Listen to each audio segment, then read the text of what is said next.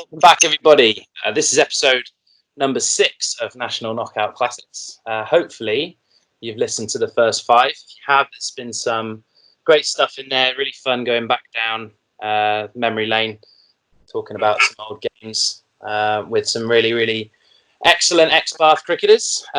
Just to make you all aware as well, we are recording this current podcast on April the 19th. So everything's kind of been done in lockdown. Hopefully by the time you listen to this, something might have changed.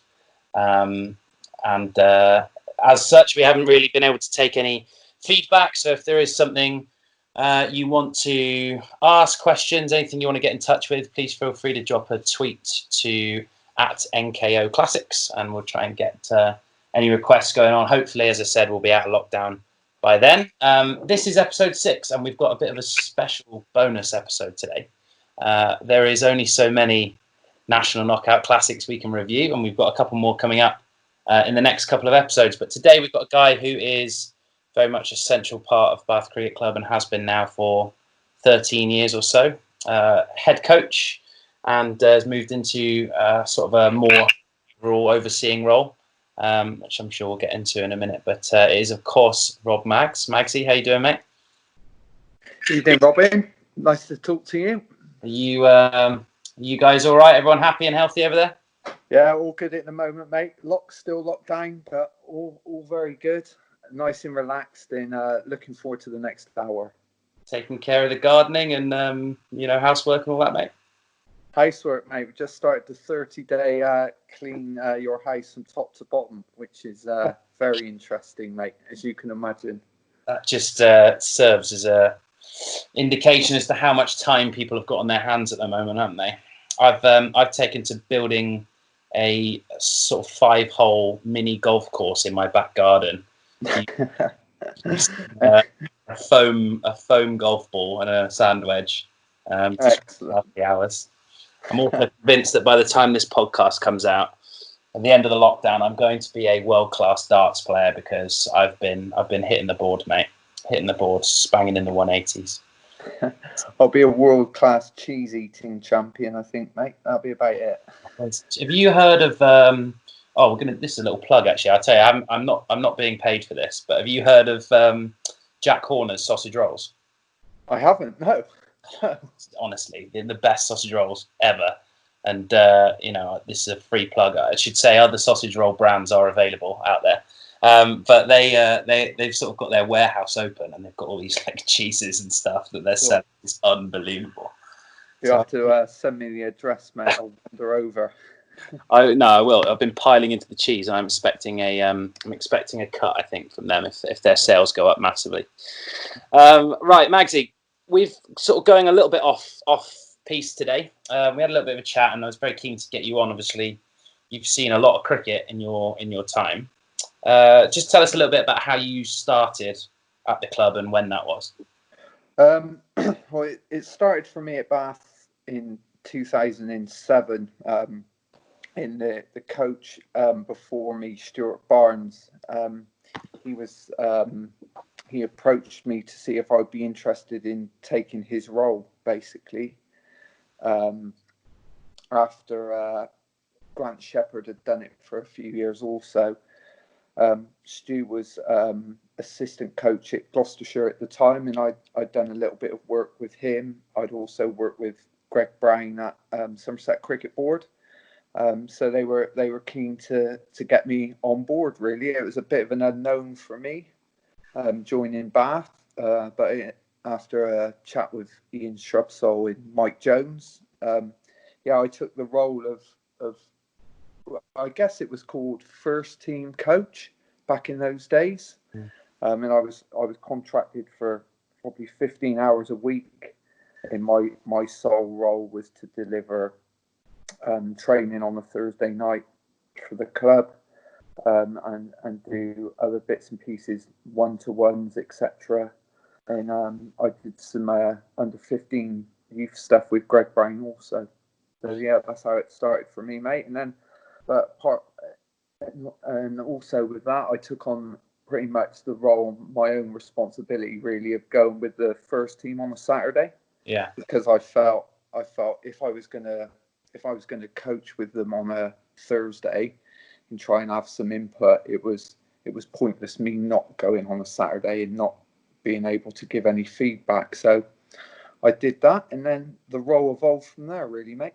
Remember your first game in charge? Yeah, my first game. I think my first game in charge was probably the pre-season friendly against Gloucester Seconds. Yeah, that's right.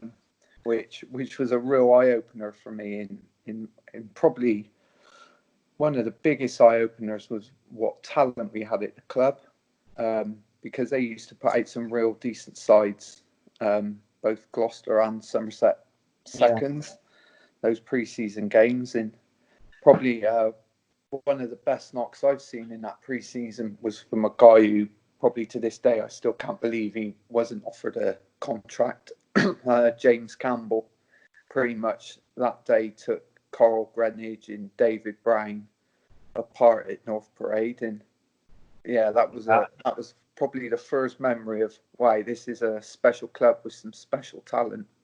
I think was that the day that JB got 60 odd and saw us home? Yeah, I think it was, mate. I just recall that the thing that sticks in my mind was Carl Greenwich running in from the white wall end and kept bowling it short, and JC just kept pulling him into the car park. And I was thinking, like, we were all thinking, God, this bloke's special. And also there was like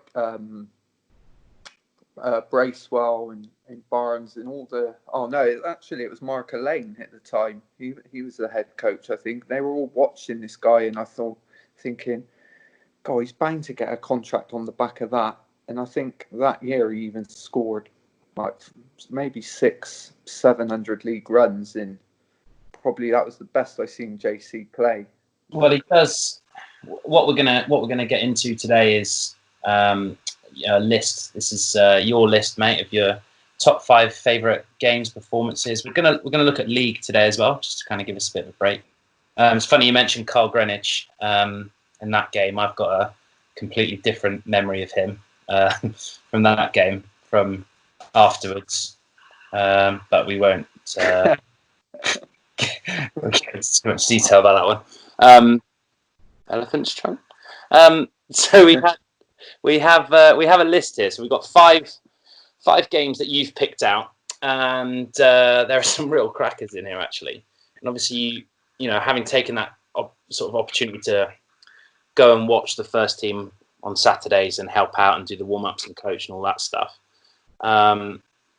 Anyone who sort of took part in one of your warm-ups will probably back up me when I say that your mitting skills and hitting skills perhaps weren't as refined in the early days as they became. Is that fair to say? Yeah, my mitting skills, mate, are still unless I wear my glasses are suspect. I'd like to say I'm an absolute beast with the hitting stick now. Got that down to a T, but yeah, you've got to remember, mate. I was a Phil Tufnell with the bat, so coming in and using the old mitt when I used to probably stop the ball with my boot and strike the ball wherever it was wanted was certainly something I had to work on. But again, I would say the lads, they took it all in good spirits. I think one of the key things for me in joining the club was how people were going to respond to me as a coach. Not played at the highest level. Certainly worked hard to gain my knowledge. But yeah, I would say every player at the club at that time welcomed me with open arms. So that was a real plus. In from that day until this day, I think every player that I've been involved with within the club have been top drawer. To be fair, my favourite thing to do on match day mornings was obviously my throwdowns with you, and for anyone who hasn't seen that in action, it would consist of Magsy standing about 2 steps away from me, underarming the ball in the full toss and me trying to bang it back to him on one bounce. Oh. And then always pretending to smash the last one back at him and just playing inside it and watching him dive out the way. Good memories. We'll go to game number 1 then, mate. So we've got this one's a game from 2011, league game against Froster. I remember this game being pretty much a league decider. I think there was maybe 3 games to go. Yeah. And from what I remember of the day, it was reduced to 40 overs. I think we had a bit of a rain in the start of the day. Reduced to 40 overs. And I think this was the first season when it went to 50 over cricket. So that the draw and all that stuff was taken out of it. Yeah. And Froster batted first. And looking at the scorecard here, I mean, I can still remember the game pretty well. So I don't know why I'm looking at the scorecard. But they ended up with 222 off their 40. I remember them. They must have been about 100 off 30, and they got just loads off the last. I mean, looking at the bowling figures, obviously the figures that stand out are James Campbell 1 over for 22, and I think everyone else bowled pretty well. What do you remember? What do you remember from the run chase, mate? From the run chase, mate, it was a strange situation. You're absolutely right. The game was reduced to 40 overs. Again, correcting it 30 overs. We were massively in the game, and then just felt when we came in from tea that the game had been taken away from us from a great knock from Trainer. Mm-hmm. Like you said, 2-2-2 in 40 overs at North Parade at the time was a pretty good score, and still is a good score at times. So a little bit deflated, I would say, at the break when we came in, and we were still trying to fish the balls out of the river. But again, the day when we started our innings, it was like it stuck. The opening partnership stuck in my mind as being a special game. Yeah. But also how easy the run chase was. We managed to do it in about 32 overs, something like that, 33 overs. So I remember this year being the year that Alex Barrow just showed us how good of a player he was. Yeah. Must have scored 300 or 400s, but the one in this game, just stood out. I mean, the class of the bloke. I mean, him and JC going out. You and I could probably think of countless times where we played in big games and we've been in a run chase and it's just been, fingernails and all the way. And just the way that these two played. I mean, when JC was in, when it was his day, I mean, he was just one of those guys where there was just no way you could bowl him, really, was there? No. No, they were both special players, but very, very different players. I felt I knew Alex from a 12-year-old when he was in my age group squads at Somerset, and he was an accumulator of runs. He'd run hard, look to rotate the strike really quickly, but that day it was just like it was like a sort of innings of him coming of age a little bit. I felt so. It was like a real special knock. Like I've never seen him like pump the ball for 6 or hit the ball so cleanly. And in that day, like 108 off 99 balls was just wow. And JC like 65 off 59 balls. I thought it was just such a class chase. And also, I wonder with Baz, because we'd definitely seen flashes of. Technically how good he was as a player. But I wonder if, the season before was his first year in Somerset twos. And he was always, he's never, he's quite a short lad. And I think for smaller cricketers, often, you just need to do a bit of growing, just so that those shots that you hit beautiful technique and high elbow, all the rest that Baz did. They maybe don't go through the infield when you're a bit less strong. But that at Somerset, I think, he was obviously trained hard, he's got a lot stronger, got a lot fitter, and he just looked like a imperious sort of presence out there in 2011. And then we ended up, even though he's still a member of the club for the next couple of years, he got himself into the Somerset side, and we didn't see too much more of him after that. But hell of a performance. And Smythe coming in at 3 there and just seeing it off. I mean, 2 years or so there, he was some player as well, wasn't he, for us? He was, mate, and I think it was a surprise to me looking through all these scorecards of what a good player Mike Smythe, or an underrated player he was at the club as well. But he played some special knocks in. Again, there's lots of cards, and I'm sure that in some of your previous podcasts that I've listened to, that Smythe's made some real good contributions. But he was one that was, I felt, very underrated and I think he could have done better for himself, really, if he trained harder and with some purpose, got fitter. He could have been a special player for the club. But yeah, I think it's difficult, playing for a club like Bath, because, at the root of it all, it's still amateur cricket, isn't it?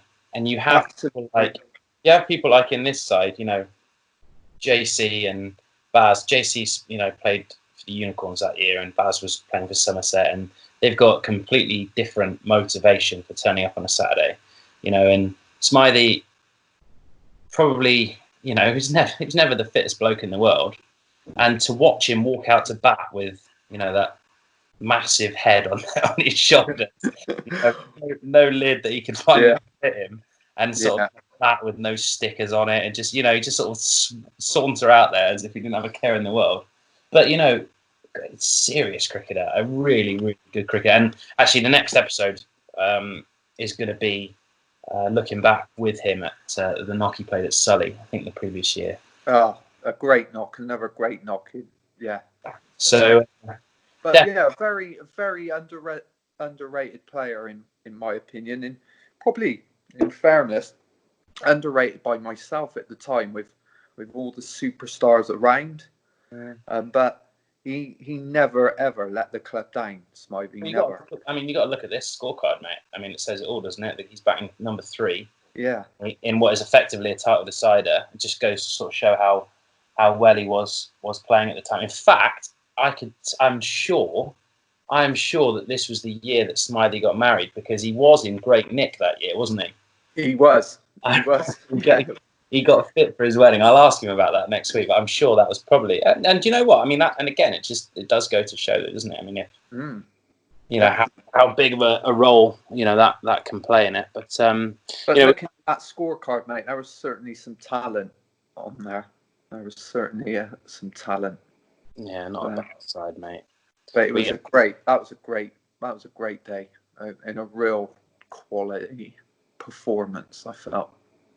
Yeah, and looking at the final score, obviously we get there 223 for 1, and I think it left us needing 1 win from the last 2 to win the league, which we went on and did, which is brilliant. I think it was 2 out of 2 for Statey at the time, so a real good one. Moving on, so Magsy and I, we put our heads together just to try and come up with some fun games to talk about, and I suppose this one kind of stood out a little bit to us as well, mate. This was I think it was the second game of the season of 2013. We're at home against Ilminster, and it was the arrival of what would turn out to be one of the best cricketers we'd have probably ever had and ever likely to have down at the club, because this was the day that sort of Tim Rouse kind of announced himself to kind of the home crowd at North Parade, because the previous season we lost out on the league title to Bridgewater, and we lost 1 game in that season, and the game we lost was too bridgy. I mean, at the time, I remember saying all sorts of things like, "Well, they played more games than us," and blah blah blah. And they did get lucky with the weather on a few occasions, but you can always control your own game. And we lost to Bridgewater. Had we won it, we were on the league. But the upshot was that me being captain at the time, desperate to win the league the following year. You always need a good start, and in this game, Ilminster, who I'm pretty sure they didn't win a game all season, if I remember rightly. I'm pretty sure that was the year they lost every single game, and we found ourselves in deep trouble chasing 123. I used to open the batting with JC a lot of the time, and sometimes you would have a conversation with him, like in the changing room, walking out to the bat, and you'd say, "Right, listen, JC, all we've got to do here is get through the first 5 or 6 overs, mate. We know they haven't got a lot of bowling after that. Things will get easier." And then you just watch him, in this game, he got caught at third man in the first over. Like a massive swish over the offside. And looking at the lineup we had, it's an absolute scandal that we got into the position we got into. But we find ourselves 95 for 8, chasing 123. What did you know about Tim before he came into the side? So I met Tim as probably an 11-year-old young lad from Kingswood Prep. Previously coached his brother Harry 2 years prior to that, and great, lovely family. Tim was obviously, I was aware of Tim through Harry, and his mum Anne approached me and said, "Look, could you do some lessons for Tim?" So probably for the next 5 years, I would say I would class myself as Tim's coach. In probably the only person that I've spent like a real quality amount of time with, and that was through personal coaching through his parents and the EPP program at Somerset that he was on. I was his coach there as well, and probably right up until he joined the academy. And even when he was on the academy, I was still coaching him at times then. But I knew this boy had some talent. If you recall, before the indoor school got redone, the old indoor school with dim lighting, weeds, whiteys as it was known, with weeds growing down from the roof, freezing cold building that me and Tim used to go in every Wednesday evening in. Very well used crash mat on the floor as well. Yeah, it was fine crash mat. But I can remember this lad at 11 years old. I think Bowler just brought out some new orange bowling machine balls. The bouncy.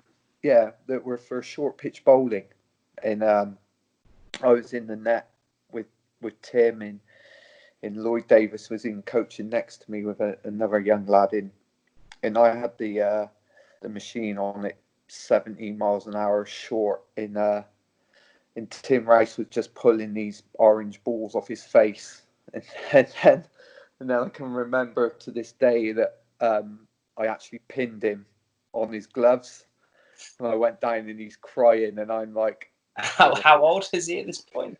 He was probably 12, just 12. Oh, you bully! Yeah, and it was the Rob Mack, School of Hard Knocks. It was the first time that I thought, actually, I probably pushed him a little bit too far here. Phoned his mum up when I got home just to check that he was okay, and she said he's absolutely fine. But from that day, mate, I knew this lad had some talent. Really laid back, but in sometimes people would question that. Look, does he really want to be a cricketer? But I could tell he wanted to be a cricketer, and even to the day when he had the conversations with the school, about him wanting to play first team cricket, replaying school cricket. He knew the pathway he needed to take to be a professional cricketer, and he did it really off his own back. So yeah, he was a special player and a great lad to coach. Well, he'd scored 90 odd against Ashcott the week before, and so kind of we knew he was a good player. I didn't really know too much about him before then, but in this game we were in absolute deep trouble, and I guess in many ways, you sort of want the right bloke to be coming out at 10, and at that time, Greeny was very much a senior player in the side because he'd got hundreds of wickets the previous year, and obviously, Greeny's been around the block a few times. He's got a pretty sort of calm head on his shoulders, and the two of them, they just inched their way there. I mean, it must have taken an absolute age for them to finally cross the line. But looking at the scorecard, I mean, Rouse, he's faced 95 balls of intense. I mean, this Ilminster side, it wasn't, with the greatest respect to Ilminster, it wasn't a great side.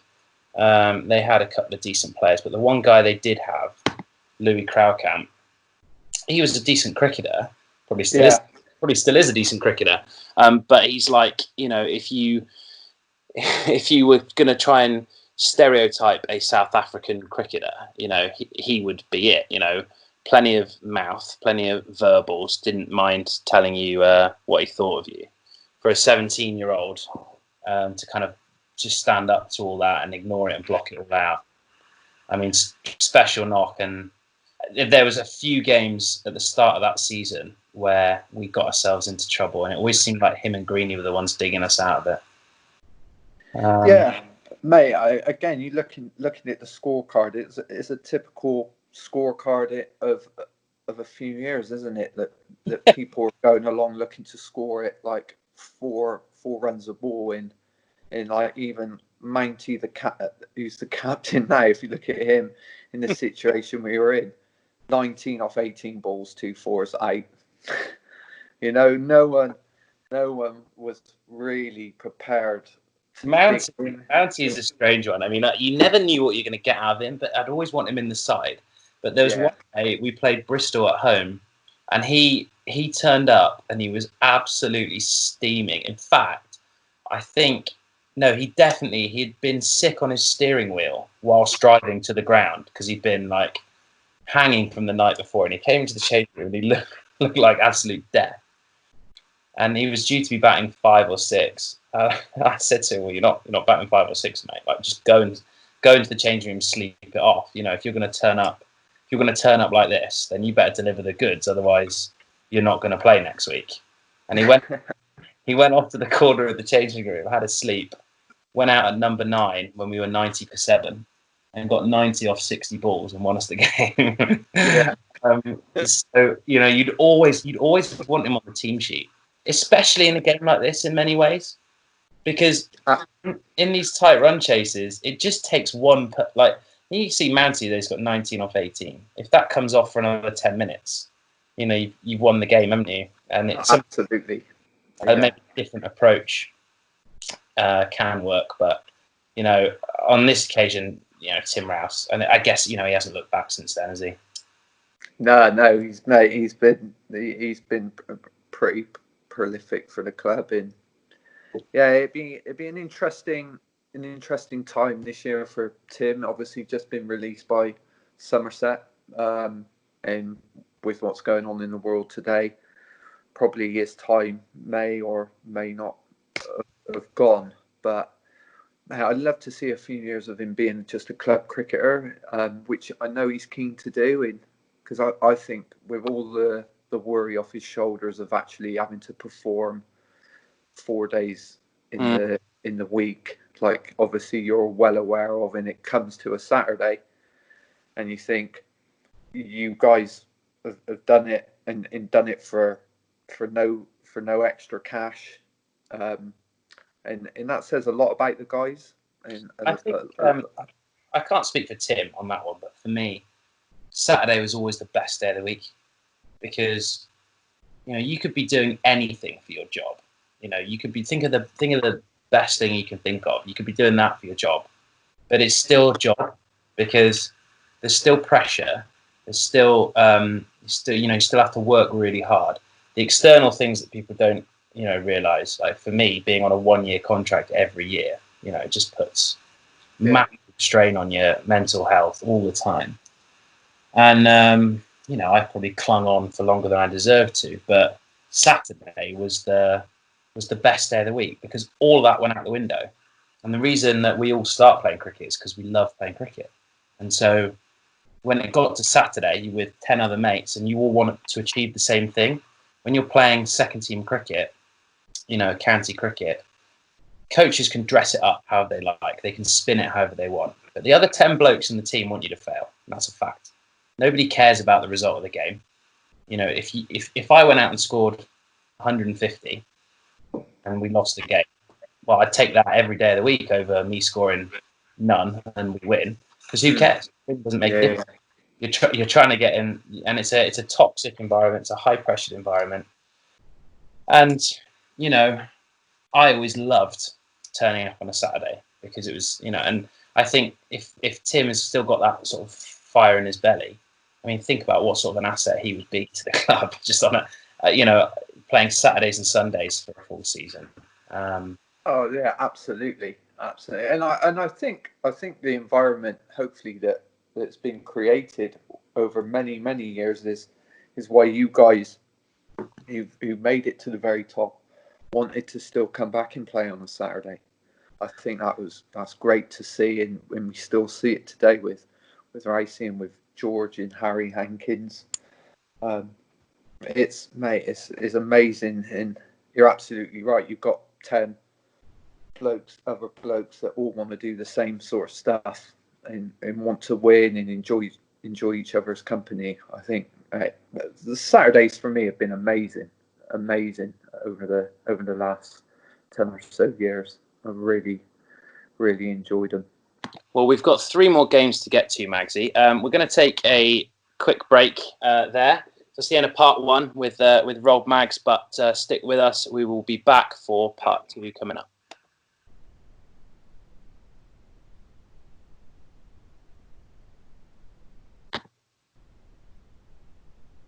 Okay, we're back with Rob Mags talking his top 5 favourite games. We've got 3 more to go, Magsy, and we'll move swiftly on. This one we are going to a game in 2010, which I tell the story of this game quite a lot, but this was the game up at Froster in the league back in the old 55 over days. I don't know if I tell you what. Why don't I tell the first part of the story and you can tell the second part of the story? Yeah, go for it. To break it down, we have a scorecard here where we've gone up to Froster, we've won the toss, we batted first, pretty standard, great wicket, short boundaries, everyone wants to bat first. At the end of our 55 overs, the scorecard reads 279 for 1, which is not a scorecard that you see very often. James Campbell not out 146. Robin Lett caught Gegg, bowled Shackleton 8. Ben Staunton not out 100. I don't know. I always thought I got naught in this game. It probably makes a better story if it does. But yeah, mate, this was the day where I went out to bat on a belting day, got out in about the second over, and then sat there and watched Staunton and JC just rack up the runs for the afternoon. What do you remember about that day? Oh yeah, again, hey, I remember the day very fondly. Again, just because of Staunton for me. He came back to the club. Was it that year he came back to play from Lansdowne? It was, wasn't it? I think there was a big. I can never forget it. We had a big meeting to should we allow Ben Staunton back to the club, and it was like, okay, from my understanding, I wasn't sure what happened, but I knew Staunton from years ago, playing some youth cricket with him but still, obviously, he'd achieved so much in the amateur game. But again, when he rejoined the club, his work ethic he's such a great team bloke. in that day. It was great to see him in JC again against our main rivals, absolutely destroy them. Just like you said, it was a lovely hot day. Everyone wanted to bat. Looking down at our side again, a lot of cards not in batting order, by the way. Just saying that. I was just going to say, was Steve Griffiths 4? I remember Griff took an unbelievable catch that day, but that's a different story. Yeah. Yeah, I mean, I can picture sort of the scene. Obviously, JC just doing what he does, batted beautifully. Staunce just smashing the ball to mid 5 or 6 times and over.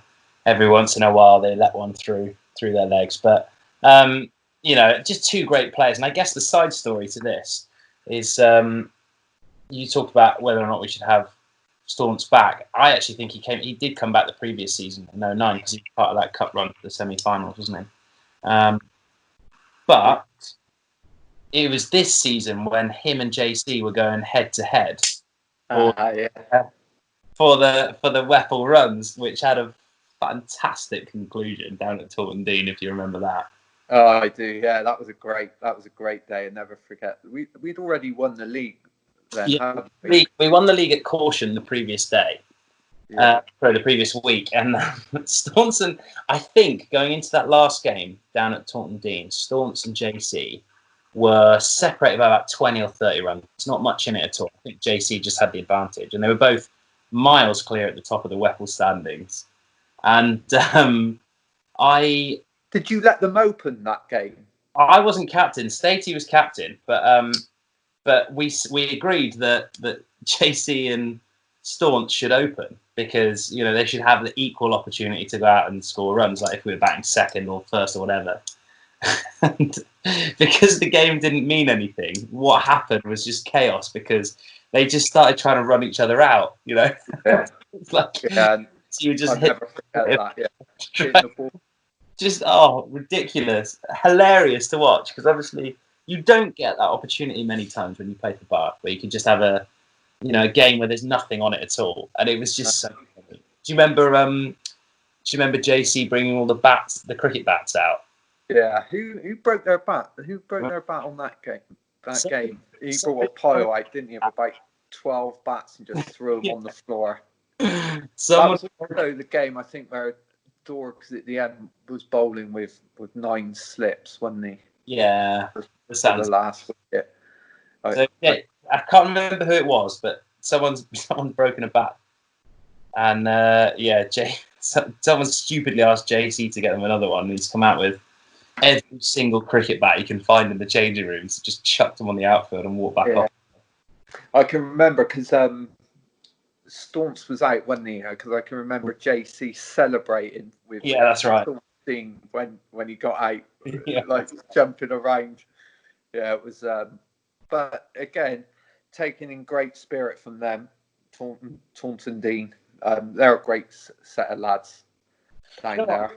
I often, sometimes, like being on the outside of the club now, you hear people sort of chuck, the word legend about a lot, and I guess there's no way of defining what a club legend is, but some people get kind of just endless praise for what they achieved with the club, and I really feel like one bloke who never does is JC.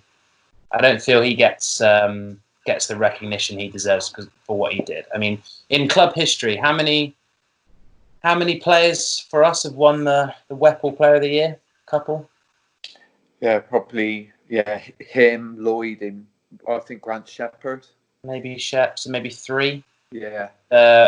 People always talk about Lloyd's year in 2012, which was a phenomenal year, but people always forget or neglect to mention that JC was the best player in the league by an absolute country mile, all round. It was not just his batting, but his fielding. Bowled the odd over in 2010. I mean, he was fantastic. And mate, if there was one guy that I could never understand who didn't make it as a professional cricketer, it was him. Yeah, you said earlier, but I mean, you're right, and it's a lot of it's about just timing and luck and being in the right place at the right time, isn't it? But I remember going to a game at Bristol to watch him play for the Unicorns against Gloucester, and he probably only got about 30. But I'd been in the same side a couple of weeks previously and just struggled horribly to just get anything going. I was really out of my depth, and just watching how easily he just stroked it around looked fantastic. I think he got out in a really unlucky way. I can't remember exactly how he got out, but yeah, great player, probably. And I don't know. It's just from the outside looking in, I just sometimes feel like perhaps he gets forgotten about when what he contributed to the club from such. I think he's still the highest run scorer in the calendar year. I think Greg. Yeah, I think Greg Hay, Greg Hay got close last season. I think he was 12.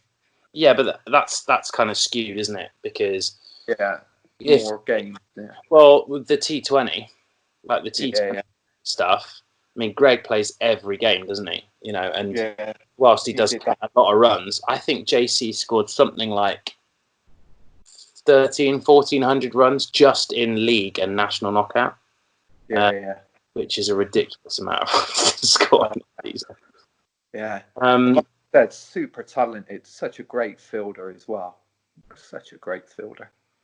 Well, moving on then from that game, we got 2 to go, mate. And you're gonna have to fill me on this one because this is after my time. But another kind of crazy looking batting display, another massive partnership. You've picked out Bristol at home in 2017.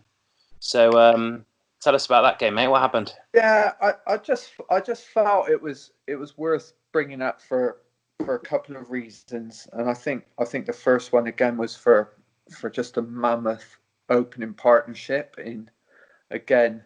We've been lucky enough to have some real great overseas players at the club. In my time, you had Pete McGlashan, in Brandos, in Greg, and obviously this was Greg's I think 3rd season with us. And I reckon he arrived in 2016. So it might be. Maybe. Yeah, I think you're right. I think this was going to be his 4th year this year. I don't think I ever played a game with Greg. But mate, him and George, totally different styles. Greg very much a 4-day player, but plays just to his strengths, and doesn't just so disciplined in leaving the ball if it's not in his areas to score. But that day he just let loose, and George at the other end, just such a clean striker of the ball, probably as good as I've seen when he's in form, George, and hopefully we don't see too much of him because again of his talents, but the way they struck the ball that day, it was ridiculous to watch. And then even Ricey coming in at 3, a quick 44. But that day they just took every bowler apart, like properly, and some decent, like Will Rudd, a real fine bowler in my eyes, probably one of the better bowlers probably the best bowler in the league. And again, seen him bowl some great spells for Gloucester as well. But that day, mate, every bowler was made to look so ordinary by those two. It was just like, wow, these are proper batters. Just looking at this lineup here is ridiculous. It's like this batting lineup has got to be the best batting lineup the club's ever put out. I mean, look at this. You've got George Hankins, Greg Hay, Tim Rouse, Tom Hankins, Sam Mount, Paul Mutchell, Luke Paget, James Campbell. He was in his phase of batting at like 8 or 9 then, wasn't he? Yeah. Benton, 9. Lloyd, 10. Yeah. Casey, 11. Yeah. I mean, it's hard enough when you've got that batting lineup, but when the opening 2 put on, 100 or whatever it was, it doesn't get any easier, does it? Yeah. That side, like, mate, when you've got people, well, like I said, Benson coming in at 9, he's a proper player in Devon cricket as well. And yeah, is ridiculous. The talent we had. That was the year of the East Grinstead quarterfinal, wasn't it? It was, mate. Again, yeah, it was, and I think, yeah, that's a tough ask, mate. I think with all the cricket you play, it's like, yeah, I take my hats off to Greg Brown and the guys who've made it to Lords, because to be involved, even last season, as we were right up until we got to I think it was the quarterfinals of T20, and you just run out of steam. I think we seem to run out of steam at the vital time every year. Well, I mean, I think one thing that I've enjoyed talking about in this series has been the memories that you take away from some of those big games. But you have to remember that if you want to get to the final, you've got to win 7 games, and probably 4 of them are going to be against high quality opposition. And every game you play is tough, and it is really tough. You need a bit of luck to go your way. You need plenty of quality, and you need to be on the right side of the coin. I think everybody was surprised last year, sort of looking at Bath, because at the halfway point, just seemed like you were walking the league, doing great in the national and in the T20. But I think when you step back, second place finish in the league, a national quarter final. Was it last 16 of the T20? Yeah. That's a hell of a season. From a point of view. Yeah, and you put it into perspective as well that the second team are now going to be playing Premier 2 cricket. Like the mighty Froome, mate. Yeah, mate, that's a great achievement. I think that's one of the best achievements that we've had in probably the last few years is actually getting those lads to as a group, because yourself from being a captain of a first team, you always have the best pick, and then we have to then you're making up or whatever. But mate, we've got there's some talented lads around, and I don't know how they'll get on, mate, or how they'll go, but it's certainly exciting times for the club. But those 2 guys there in that knock, they were incredible. I think one thing that we should say about Greg is, having watched him in the games I have, and I try and come down to every national game that the club has down there, because obviously I want to see everybody do well and follow the games and what have you.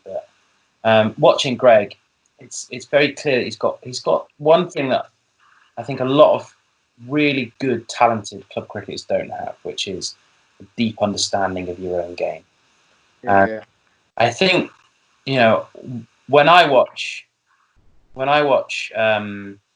cricket on the telly, you see all these guys play these incredible shots, and it's all this razzmatazz and bang bang bang. But a lot of club cricketers can do the same thing. You take someone like Mounty, for example. Some of the shots he plays are out of this world. I mean, so good you couldn't. You in a million attempts you couldn't play that reverse sweep that he plays or strike it as cleanly as he does. But I think sometimes it's knowing your own limitations and knowing your own strengths is what makes a really good player. Definitely. It's not at the end of the day, it's not about who can hit the best shot. It's not about who can go and down to the bar afterwards and say, "Oh, did you see when I reverse swept that 6-foot opening bowler over the white wall," or wherever it goes, right? It's about how many runs you score. And it seems that Greg has a real good understanding of his own game, and that's the reason why he's been as successful as he has. Yeah, I think he'll agree. He just enjoys batting. He loves to bat, he's been awesome for the club. the way he goes about his training, his match preparation, the things he does with the younger batters. Mate, he's been a legend at the club, and we were fortunate enough when I think a few years when we didn't have an overseas player, because we felt as a club we didn't need one in between. Like I think it was Glash in probably after Brendan McGuinness maybe, and we didn't have one for a few years. But Greg's come in and he's been as you're well aware of, good overseas are hard to find. Yeah. Because ultimately you want them to be probably your best cricketer, but also you want them to be a good bloke as well. You want to care about your team as much as you do. Yeah, and mate, and he's got all of that. He's done all of that. Yeah, so him and Alan in the twos have been quality. Well, brings us down to one more game, Magsy. We've got one to go.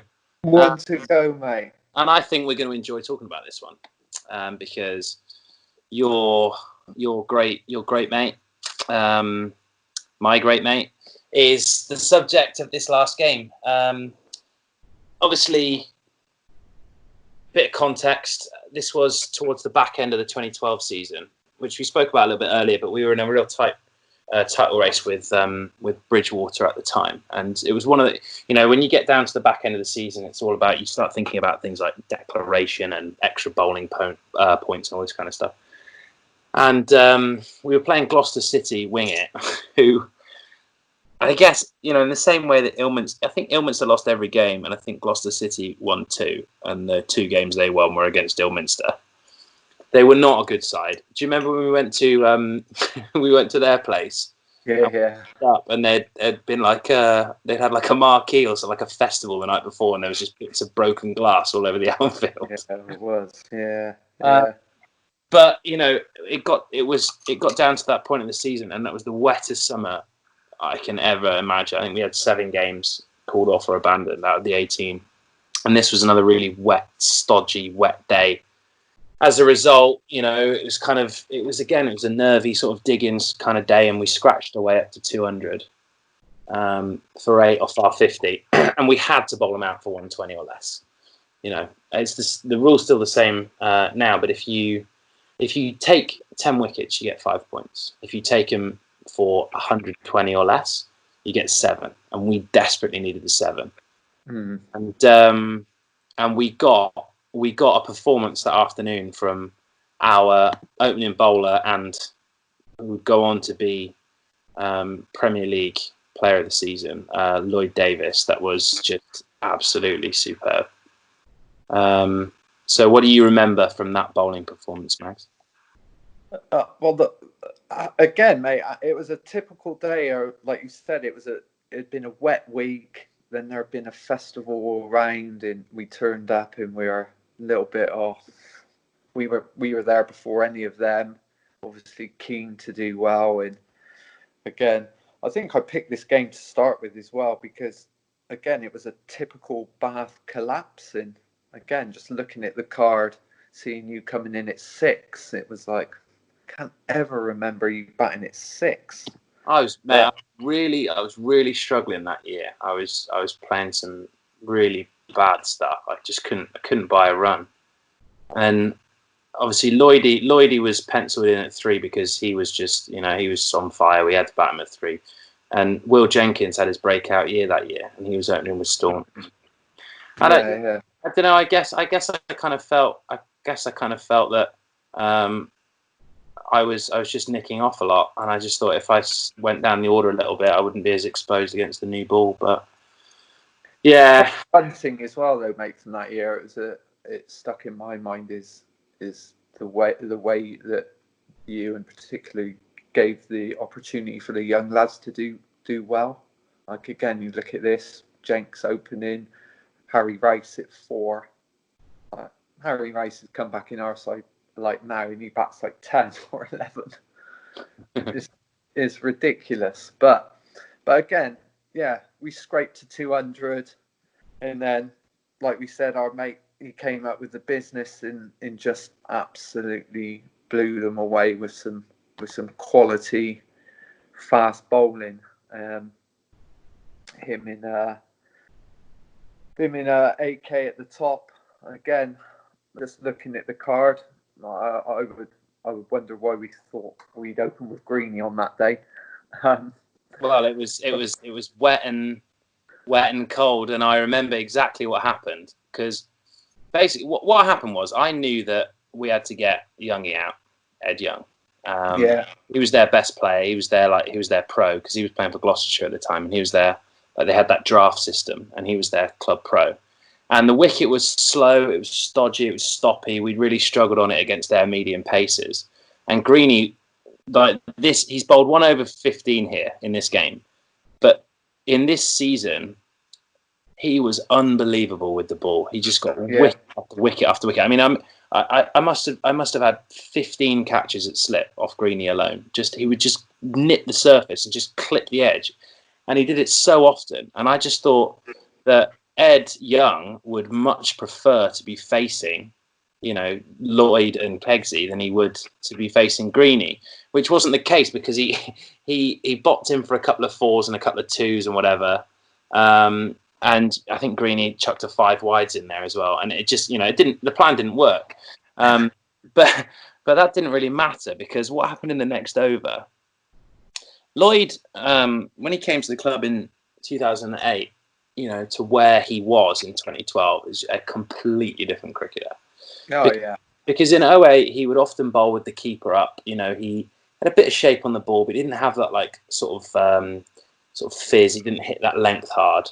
And he was a good middle order batter. But by the time we got to 2012, he was our best batter and our best bowler. Mm-hmm. But he bowled quick. Obviously Lloydie's probably the shortest cricketer I've ever met.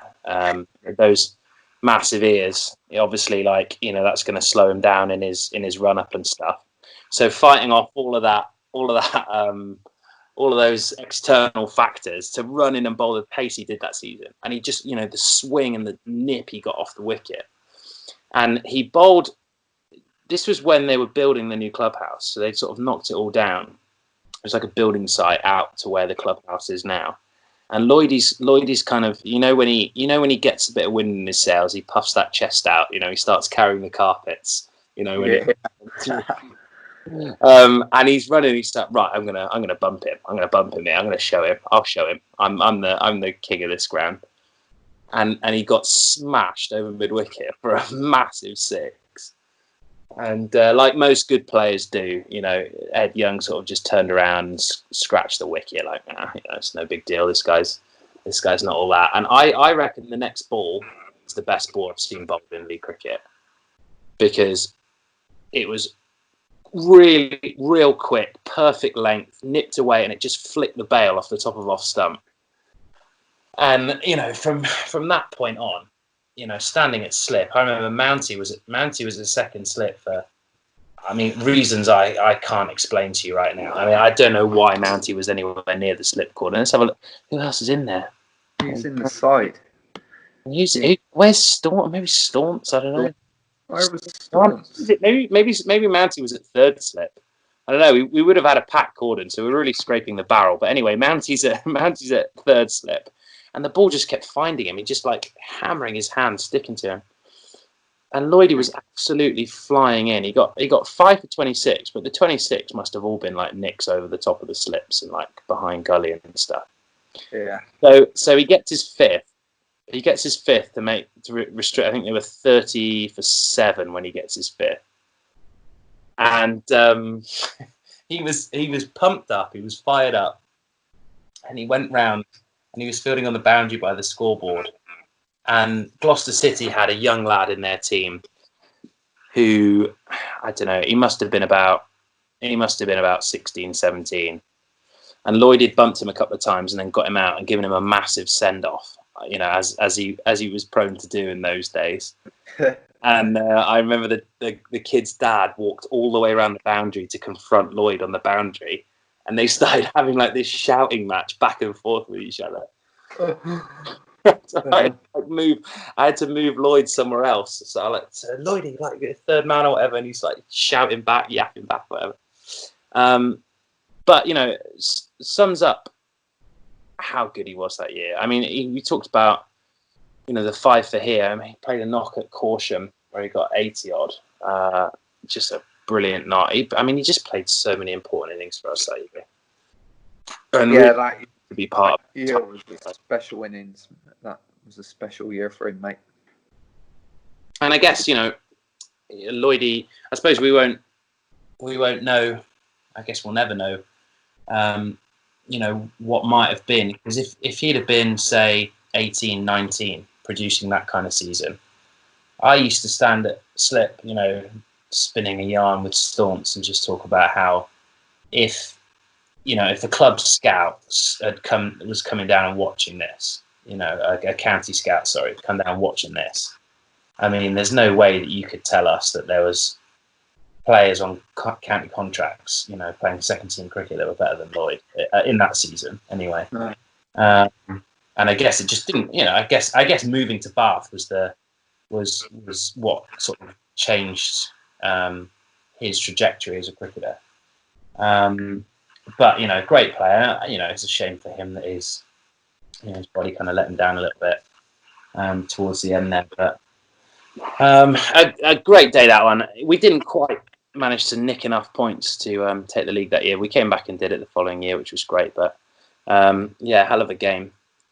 And those. So of those 5 that we've spoken about today, which one kind of sticks out for you as your favourite of all of those? Probably the most enjoyable one, mate, would be a close call between the 2 Froster games. Yeah, I think the way JC and Staunce batted at Froster was special in looking at that card. But I just think, mate, the first one we talked about in just the whole day of how it was set up, in how the game ebbed and flowed. We were on top when we were bowling really well, and then obviously a magnificent spell from yourself and JC at the end. That then you felt the game had been taken away from us. Like it 222. I don't know what you're mentioning me for, mate. JC went at 22 and over. Yeah, it was and he went at like 17s. So it's completely. And he was. Hang on, listen. You've got to question the captain in this situation, surely. Because if we look at this scorecard, mate, have a look at this, right? Why are me and JC bowling 3 overs for 57 when Alex Muse has bowled 5 overs for 18? Yeah, I'm looking at it. Tom State has got a lot to answer to here, mate. He has. Mate, I don't really understand what's going on. Definitely, he has. Sense. Yes, I don't know what he was thinking. I can remember just the ball kept sailing over the old JR Pavilion, didn't it? Plopping in the river. Can't think I'd go to Bath after that again, mate. No, but from that sort of scoring 40 overs, just as I recall, like 250 and 50 overs was always a real good score at the club. And I don't think, mate, in probably the last 8 years, no one's chased over 250 in the league at Bath in 50 overs. And I just felt that day, the pressure of that game, the way that they went about. Like Mark Hardings, he was a good bowler, wasn't he? Mark Hardminges. Yeah, he was a good bowler. 5 overs for 33, and mate, they had a good attack. KV, who's always done pretty well against us. 3 overs for 25, and just recall Baz coming in. Padge, wasn't it? Padge used to get out LBW to KV. Yeah, always to KV. And I think also it was special, mate, because like my understanding, obviously you've known Baz for quite a long time, and he'd never scored like a county age group 100. Like never scored 100. And I'm thinking, this bloke's got so much talent, but could he ever deliver And I think in that day, I think he did deliver. That was a class innings, and just the way we went about that game to absolutely, I think we absolutely destroyed them that day. That was a great game. Great game. Just quickly then, before we finish, you've been at the club 13 years. If you had to pick out one memory that kind of stands out above all the rest, that you'll be, thinking about when when Jess is feeding you soup when you're 80 odd. What, game-wise, do you mean? Oh, I don't know, mate. Game, memory, anything like that. Anything stick out. I think what I'll take with me whenever I finish at the club is the how great the lads have been. I don't think, I can honestly say, I don't think there's not been one player, whether from the first to the fourth to any of the ladies, that I haven't really got on with. I think everyone really embraces the club. I think on this subject, mate, we're talking about games and I know you've talked a lot in your previous podcasts about national knockout games and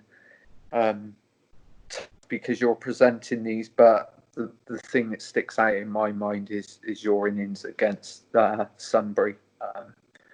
I would love to talk about it at length. That was, if you talk to many people, that was the best innings, the club innings I've ever seen in all my time. And just because of the high pressure of the game, their attack, they had a proper bowling attack. That was.